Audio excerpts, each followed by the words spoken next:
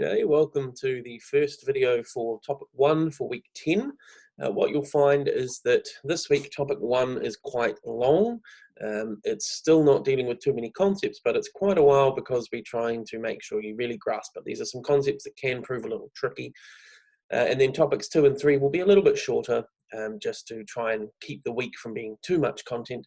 So that's why this first lecture will be, you'll see it's over 60 slides long in the lecture slides, and these videos will end up being equally quite long compared to some of the other ones. I will still try and keep it as just 3 separate videos. The first video being on heat and specific heat capacity, second video being on latent heat and giving a really long worked example, and then the third video will be again some questions relating to that content. So I will still try and keep it to 3 videos, but I'm not sure how long they'll end up being, so we'll see how we go. As usual, we'll jump over and look at the slideshow to get us started. So this is on heat and calorimetry. We've sort of introduced the concept of heat already. We haven't gone into too much detail. We've talked about temperature, and we've said heat isn't temperature. Heat is not the same thing as temperature, even though in everyday life we might use the words similarly. So again, this is coming back to the language of science. You need to be able to understand the difference between heat and temperature. We'll talk about that more as we go through. So despite the length of this topic, there's not too many learning outcomes. We've got to define heat, define and explain specific heat capacity, define and explain latent heat of fusion and latent heat of vaporization, and use specific heat capacity and latent heats to solve calorimetry problems. So it doesn't seem like too many things, but some of the concepts can take a bit of getting used to, a bit of adjustment in your thinking processes. So we already talked about transferring thermal energy. Temperature, remember, is the translational kinetic energy of the particles that make up the substance or the object that you're considering. When we apply heat, what we're doing is we're giving those particles more translational kinetic energy. So what will normally happen is that we get an increase in temperature or a phase change. We'll talk more about the phase change in the second half of this lecture. For this first half, we're going to deal with systems where we're just getting an increase in temperature when we apply heat. To understand everything that we're talking about, there is some terminology that you need to be familiar with. Hopefully most of these are terms you've met before, but just to be really clear and make sure we're all in agreement about everything, we've listed these terms in this slide. Firstly, closed versus open systems. So a closed system means there's no energy exchange with anything outside the system. In fact, there's no exchange of anything, not just of energy, but there's no exchange of mass, no exchange of any kind of anything, any physical quantity at all is not going in or out of the system. An open system means that we do have some exchange of things with the outside system, outside world, with anything outside the system. So you may have if you're looking at a small section of pipe, like we did when we were talking about some of the fluid flow examples, those were always open systems because the little bit of the pipe we were looking at always had fluid coming in and fluid going out. That section of pipe was an open system. If you're looking at a puddle of water on a sunny day, that puddle of water is an open system because it's going to be getting energy from the sun, it's going to be getting pressure from the atmosphere, it's going to be getting all sorts of interactions and energy, it's going to be evaporating, there's going to be water condensing. We'll talk about that kind of stuff later on. But we'll get all of that kind of information, exchange going on between the system and its environment. So it's a very open system. Obviously, in physics, when we're trying to model something, we go for our theoretical simplest option, which is our closed systems. When we set up a lab experiment, we're trying to approach closed systems. We never get perfectly there generally, but we get close. We're just trying to cut off as much of the openness as we can. Obviously, we've already met the term system. System refers to whatever we are studying. Now, this can be a little confusing in that we can have multiple systems within one setup, one scenario. I personally try and use the word scenario or situation to reference the setup, the situation, and then system is referring to the specific thing we are analyzing. So an example that we do here, you may have seen this if you've done other courses with me, and it's not particularly relevant to thermal physics, but just to illustrate the point, if you've got a person who is walking along pushing a shopping cart, They're pushing this cart. And the question is, what is a suitable system? Well, it depends on what you're looking at. For the system, you might want to look just at the cart, right? That could be a system. You might want to look at the person on their own. That could be a system. You might want to look at both together, right? And of course, you can look at different components. You could look just at the one of the wheels. You could look at all four wheels. You could look at just the handle on the shopping cart. You could look at the person's feet. You could look at the floor. You could look at all these different parts. Whatever part you happen to be considering at that time, that is your system. So the system can change within the scenario. So the scenario here, or the situation, whatever you want to call it, is a person pushing on a cart on the floor. Now, hopefully you'll remember you need friction between the person and the floor in order to be able to move. So the floor is part of our scenario as well, but the system is only the thing that we are expressly considering in our equations and in our analysis. So as I said, not particularly relevant to thermal physics, but it does just hopefully reinforce that concept. So we do have to make sure that whenever we have a situation or a scenario, we understand what system we are actually analyzing within that situation. Environment is whatever is surrounding our system. So it is the whatever the system can exchange energy, matter, anything with is referred to as the environment. When you've got the puddle sitting on the concrete sidewalk on a sunny day, the environment is both the concrete under it and the air around it and the sun rays coming in at it. All of that stuff is part of the environment. So anything where the system can interact with it, that's referred to as its environment. TS is our system temperature, TE is our environment temperature, and thermal equilibrium is hopefully a term you've all met. It is when the system and the environment are the same. So the system and the environment are at the same temperature. That's thermal equilibrium, because there won't be any net flow of energy, any net flow of heat. Reaching thermal equilibrium. If we don't have thermal equilibrium, so if we've got a system which is in contact with an environment and the environment is in a different at a different temperature, then the temperatures will change until equilibrium is reached. By convention, we say that if the system loses heat, then our heat is negative. If it gains heat, then we say Q is positive. And obviously the environment will be the other way around. If our system is losing heat, our environment is gaining heat. If our system gains heat, then it's coming from the environment, so the environment is losing heat. We always look at it from our system's point of view, not from the environment, from the system's point of view. Even if we switch places, we might look at one part of our system, do some analysis on that, and then we'll switch places and we'll look at it from this system. Then we need to make sure that we're keeping track of everything. So remember that our environment might just be what it's in contact with. This will make more sense as we go on. To define heat, it's useful to have a formal definition for you to refer back to. So heat is the transfer of internal energy across the boundary of a system due to a difference in temperature between the system and its surroundings. So surroundings obviously referring to the environment, system being whatever we're looking at. And as we said, if they have different temperatures, they will approach thermal equilibrium, and that flow of thermal energy, of internal energy from one system, from the system to its environment or vice versa, that is heat. It's important to note an object cannot have heat. In everyday language, heat and temperature are often almost synonymous. We use all these words just hand-wavingly to talk about things being warm or cold or hot.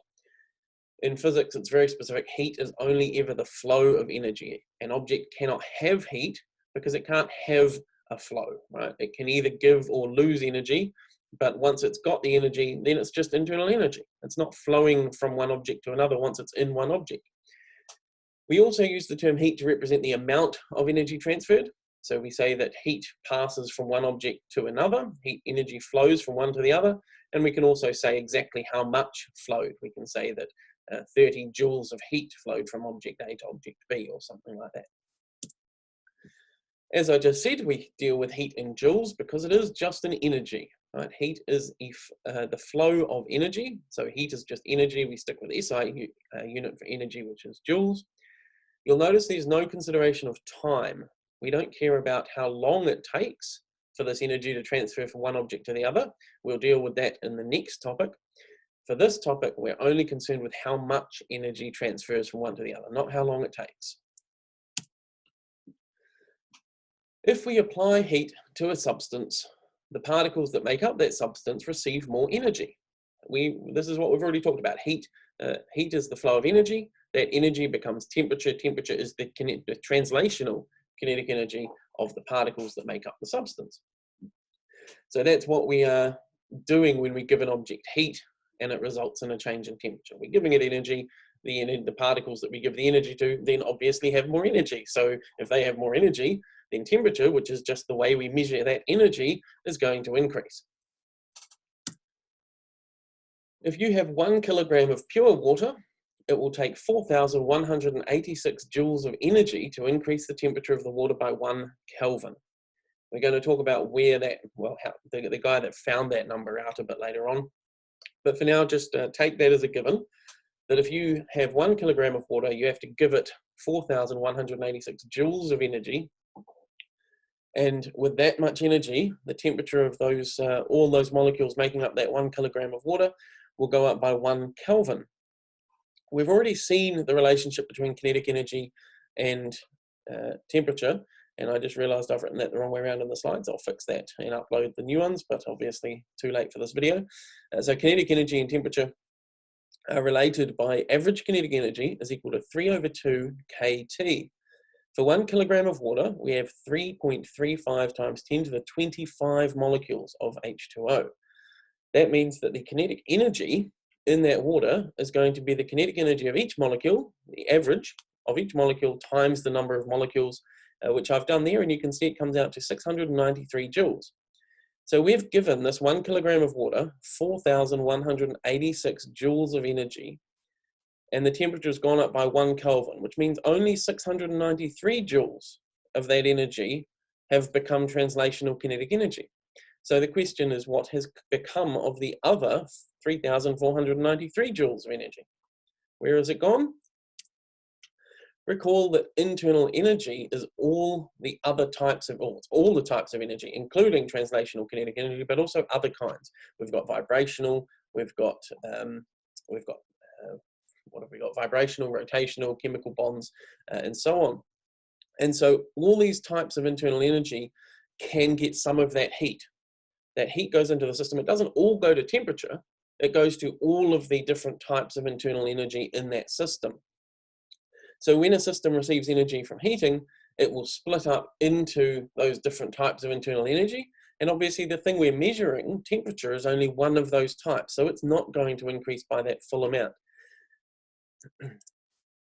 The ratio of how much of that heat ends up as temperature, so how much of the supplied energy becomes translational kinetic energy of the substance's particles, is called the specific heat capacity. We'll note that the specific heat of a material is the amount of energy required per kilogram to increase the temperature of the material by 1 Kelvin. So that's just from the units. If we look at the units, we look at the equation, we look at what we're talking about. We're saying take 1 kilogram of some substance, whatever material you want, whatever element, and think about how much energy it needs to raise the temperature by 1 Kelvin or 1 degree Celsius. Remember, step sizes are the same. 1 Kelvin or 1 Celsius up. How much energy is needed to get that temperature change? That's going to vary by material, because some materials might put most of that energy into temperature. So you won't need to give it too much energy to get that temperature change. Some materials will only put a little bit of their energy, the heat that you supply, into temperature change. So you need to give them heaps of energy for it to put enough into the translational kinetic energy to see that 1 Kelvin temperature change. We just said specific heat capacity is dependent on the material. Doesn't matter what material, what the actual object is. Right? What matters is the material, and then you include the mass, because you said per kilogram.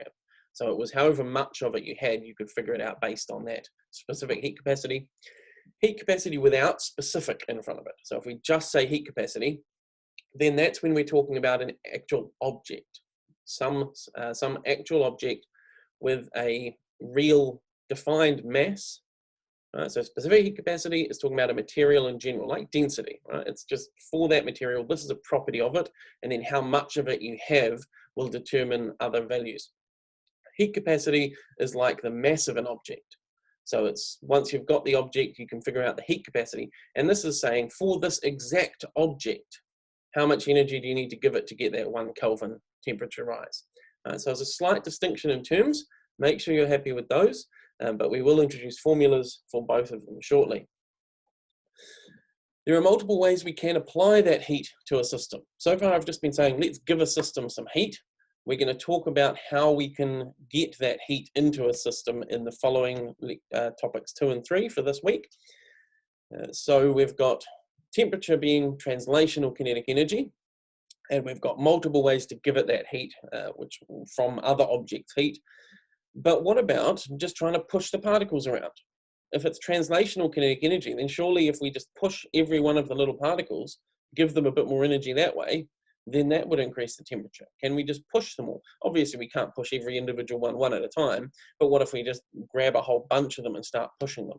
And we just constantly just keep pushing handfuls of all of these particles. So you put your hand in some water and you start pushing the particles around, make them move faster. Is that going to increase the temperature? Yes, it is. James Prescott Joule discovered this, and he set up a system similar to that shown in the diagram, where we have a paddle wheel inside some water, and he used some weights just to rotate it, but essentially you can rotate it however you want. He was using weights to show that it's mechanical energy. This mechanical energy, just like the systems we've looked at where you have different mass weights will pull each other in different directions and things. In this case, he's got two masses both pulling down on the cylinder, which has been wound up. So as they pull down, the cylinder unwinds, which rotates the paddle wheel. But the point is, he showed that you can take this mechanical energy, this rotational energy of the paddle, and turn it into thermal energy, into heat. Furthermore, he took some pretty good measurements, and he found that it took 4.186 joules of energy to heat 1 gram of water from 14.5 to 15.5 degrees Celsius. 1 degree Celsius or 1 kilogram. So this was just for 1 gram of water. It took 4.186 joules of energy. This was defined as the calorie, or cal with a little c, C-A-L, and it was known as the mechanical equivalent of heat, because we were talking about how you can take mechanical energy, such as a weight falling downwards, and turn it into heat or temperature. A lot of you will be familiar with calorie from food. When it's written with a capital C, calorie actually means kilocalorie. So it's 4,186 joules, not just 4.186 joules. We won't often deal with the food calories when we're doing physics problems, but you do need to be aware of that distinction just for the occasional instance where we'll have some scenario relating to real world stuff where we have to bring an external value such as a kilocalorie written C-A-L with a capital C. So just a quick example to show you how that all works. Well, how that all works, how his specific value works. In calories, big calories, and joules does it take to heat 100 grams of water from 15 degrees Celsius to boiling point? Assume no heat loss to the environment. So we've got 100 grams of water, and we want to go from 15 degrees C to boiling point. So the first thing to note is that we know the boiling point of water is 100 degrees Celsius. So that means we're going up by 85 degrees Celsius or 85 Kelvin. That is our temperature step size. And we've got 100 grams of water rather than 1 gram. So I'm just going to go back a slide. We saw that each gram took 4.186 joules to go up 1 degree. So if we've got 100 grams, we just multiply that by 100. We're going to need 418.6 joules for every 1 Kelvin step or 1 degree Celsius step. If we need 418.6 joules for every Kelvin step and we're going up 85 Kelvin or 85 degrees Celsius, then we just multiply 418.6 by 85. So that's a pretty simple calculation. Hopefully you can manage that yourself. I won't bother switching to the document camera because it is pretty straightforward. So it will take, I was just talking in Kelvin, in joules, and I just realized that I've written the answers in calories because that is obviously the simplest answer for the question. It says how many calories. 100 grams of water, each gram takes 1 calorie. Therefore, we need 100 calories for the total amount of water. 100 calories times 85 degrees is going to give us 8,500 calories. If it's 8,500 calories, then I haven't actually written capital calories on this slide, but it's 8.5 because we just divide by 1,000 kilocalories, 8.5 kilocalories. And that we then multiply by the definition of a calorie and get 35.6 kilojoules, or 35,600 joules. So that's just a simple mathematical equation. Once you've got all of that information, it's really just maths to figure that little question out. As I promised, we do have an equation that puts all of this into an easy to use form. So we're introducing now the term Q, or the symbol Q for heat. So when we have heat, we talk, when we're talking about heat going in or out of a system, we talk about the symbol Q. We use the symbol Q rather. Lowercase c is the specific heat capacity, as we saw. M is the mass of whatever substance we're looking at, and delta T is our change in temperature. Remember, that can be Kelvin or degrees Celsius. So that is our equation for specific heat. We have heat is equal to specific heat capacity times mass times change in temperature. So if you know 3 of those 4 things, you can figure out the 4th one. If you only know 2 of them, you can figure out a ratio for the other 2. So there's quite a bit we can do with that. As we said though, sometimes we want heat capacity, not specific heat capacity. That just means we don't have cm, we have capital C for heat capacity of the object. So that's because the mass is now included in that heat capacity. If you've got a certain object that is some specific mass, then you can use that mass and the heat capacity, specific heat capacity of that substance to figure out the heat capacity of that object. Once you've got that, you now have a slightly simpler equation, but we're essentially just replacing Cm with big C. And so it depends on what information you've been given about the system. If you're told the heat capacity of the actual object, you want to use this equation with big C. If you're told how much mass you have of some specific material, then you'll use specific heat capacity, which is the previous equation, that one there. Other than that, those are exactly the same equation. As I said before, if we have an increase, then Q and delta T are both positive. Energy is being transferred into the system. If we have a decrease, then Q and delta T are both negative. Energy is being transferred out of the system. So just a reminder, when we're using these equations, that's the way that we write our heat and energy. Heat and temperature change. So, specific heat capacity. We've said that the amount of temperature that an object or a substance changes by for some given amount of energy, given amount of heat being supplied, depends on the substance itself and how it distributes that internal energy. This can be quite a difficult concept to really grasp. So we try and just reinforce this. I'm going to show you a few diagrams, hopefully just really drill this home. So this is just continuing what we've already seen. It's reiterating the same point that we've just made, but we're going to try and really hopefully drill this home.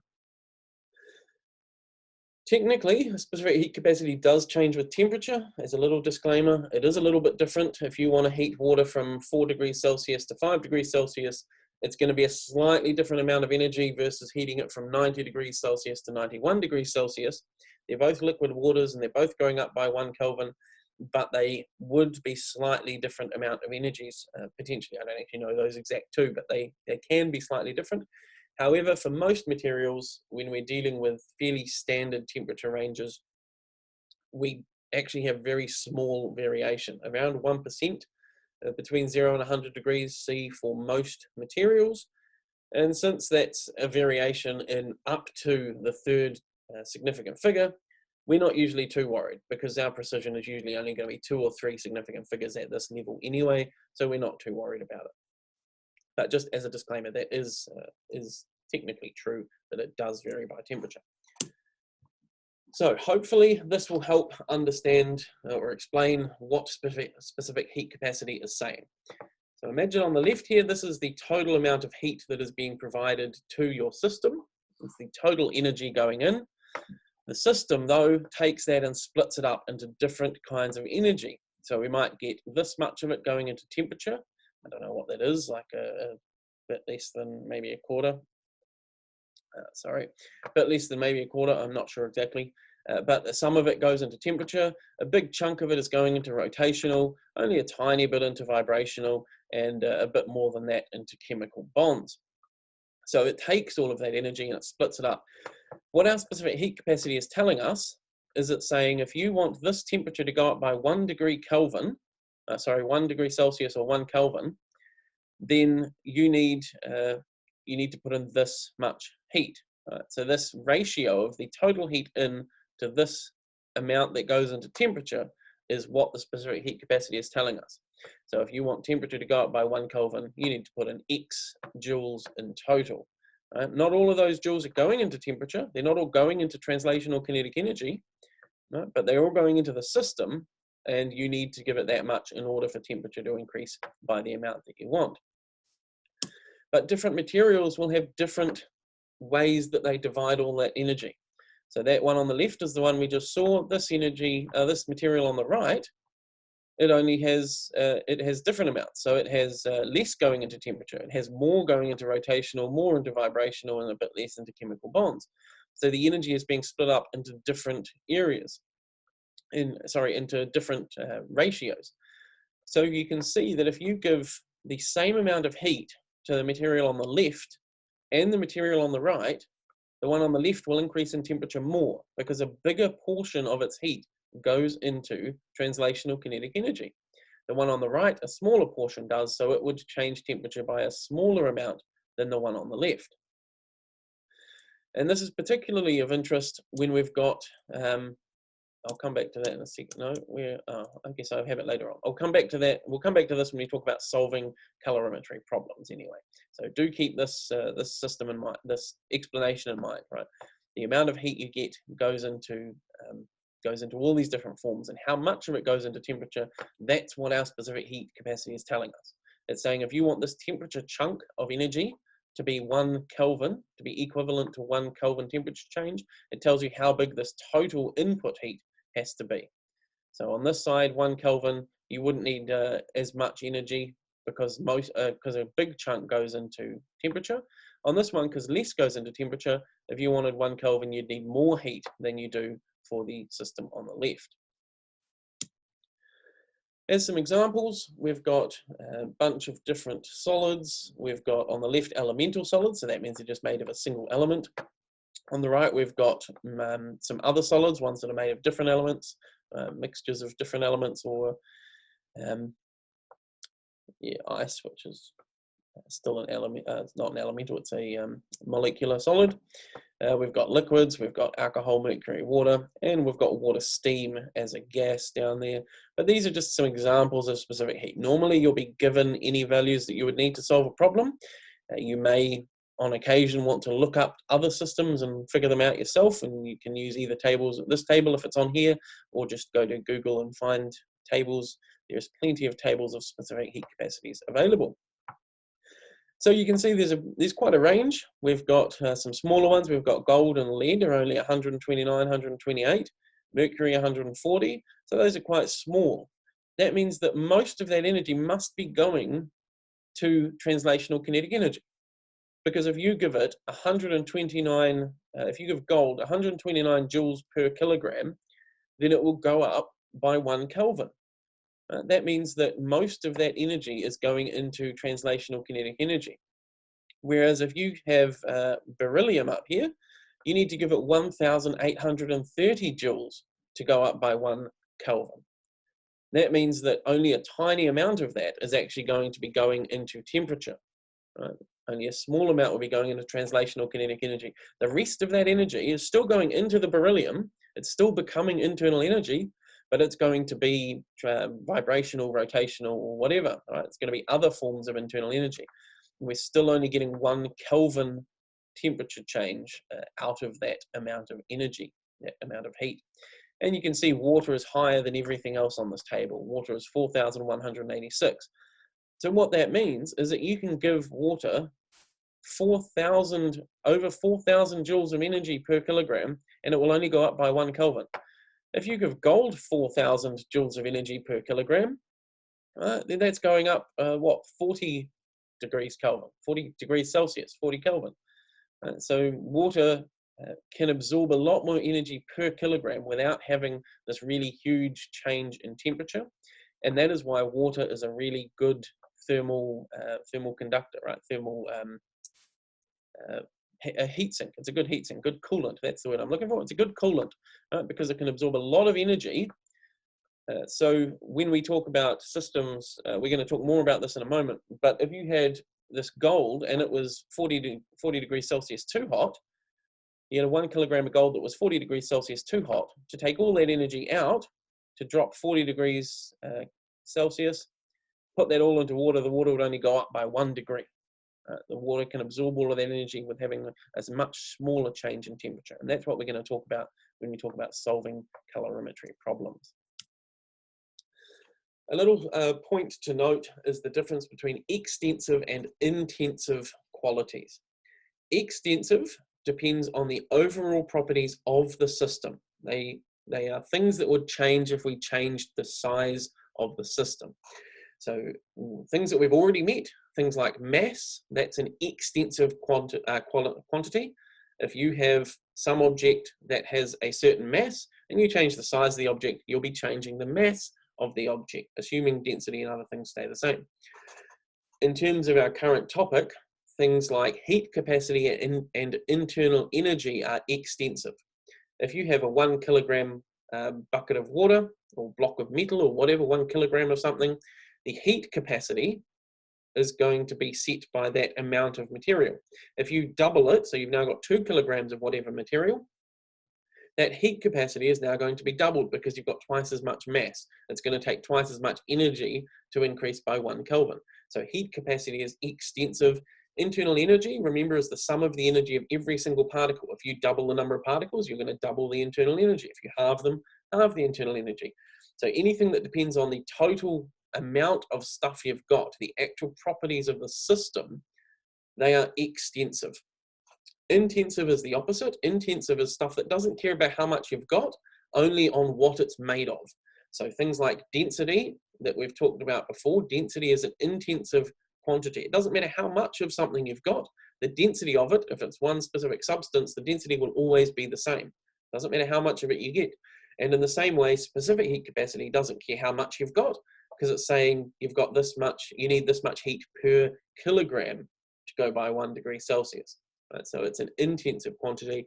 And temperature is again the same, because temperature is the average kinetic energy, what's related to the average kinetic energy of all the particles in the system. Doesn't matter how many particles there are because we're taking an average. So it is an intensive quantity. So just understanding this difference between extensive and intensive quantities can A, be useful to understand questions and explanations that are given using these terms, and B, it can hopefully help reinforce these concepts and the distinction between heat capacity and specific heat capacity and internal energy and temperature, right? Because it's important to understand these concepts if you really want to be able to grasp these sorts of systems and solve these sorts of problems. So, calorimetry. We've been talking about heat so far. We've explained what heat is, the transfer of energy, and we've said this is what happens when you give an object some heat. It goes up in temperature. So what is calorimetry? Calorimetry is simply the measuring of the heat of chemical or physical changes. So whenever we're actually doing measurements of these temperature changes from these energy transfers, we're doing calorimetry.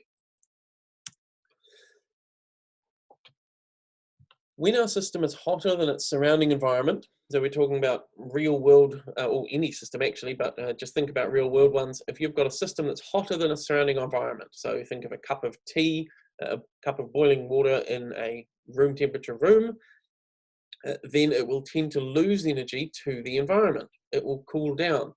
Real world systems are open systems. They can interact with that environment. In reality, we actually lose some of the liquid molecules from the cup of tea as they evaporate off. But specifically in terms of heat, we lose some energy from the water to the environment as well. That will come both through interaction with the air, with the atmosphere, but also through the cup being heated up, which then also can pass it on to the surface it's sitting on and heat that up too. So we have energy loss from our system in a real world system. The goal of calorimetry when we're doing lab experiments is to try and decrease this energy loss as much as possible. We try and isolate the system as much as we can, make it behave as much like a closed system as we can, because then we can take more accurate readings for the energy transfers and the temperature changes. Any device we have that tries to do this is called a calorimeter. Often you'll just see things like flasks, but the point is that a calorimeter is just something insulated to try and prevent any energy loss or matter loss to the outside environment. So here we do have a system which is technically still open, because this bucket of water that we're actually considering, this beaker of water, whatever it is, that we're actually considering can still technically lose energy and mass to the outside environment. Probably not mass in this setup if it's watertight and airtight. But we can still lose energy to the outside environment. So it is technically an open system, but we've tried to reduce the amount of energy it can lose to a point where we can treat it like a closed system. Right? So that's the goal of a calorimeter. If you do this, you'll find that the temperature of the water does not go down by much at all. So therefore, it's pretty close to a closed system. As I promised, we're going to talk about solving these problems a little bit. So we've explained what happens when we give it some heat, give a system some heat, we get this change in energy, how much energy we get a change, heat becomes energy, some of that becomes translational kinetic energy, and that is the bit we're measuring with temperature. So how much change in temperature we get depends on the material of the system and how it divides up that incoming heat energy. So we need to be able to take all of this information and use it to solve calorimetry problems. The most common problem is where we've got two objects trying to come to thermal equilibrium, and we want to understand the temperatures involved.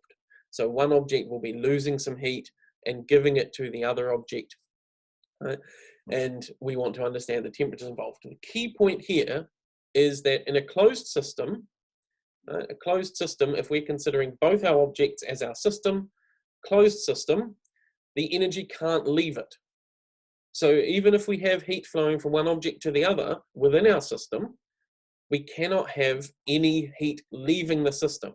So that means any energy lost by one object must go into the other object. There's nowhere else for it to go, because we've said we've got a closed system. So that means that the energy loss by one is equal to the energy gain by the other. An example, you put a red hot ball bearing into a bucket of water.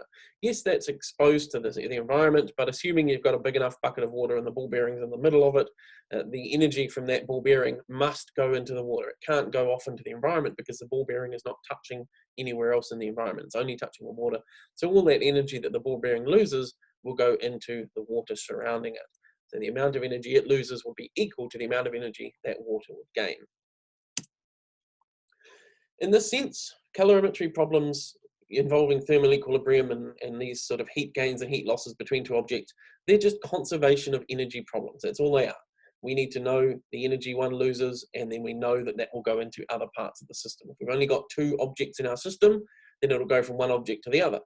If we've got multiple objects, then we have to think about where the energy is going to flow between them all, and we can get more complex. But regardless, we still have conservation of energy overall. So coming back to those diagrams we had earlier, if we take that first material and it's losing energy, now the loss of energy, loss of heat, is exactly the same as gaining heat. If you give an object some heat and it goes into these specific categories, then when it loses that heat, they'll come out of those same categories in the same ratio. It's just, that's how objects work, that's how substances work.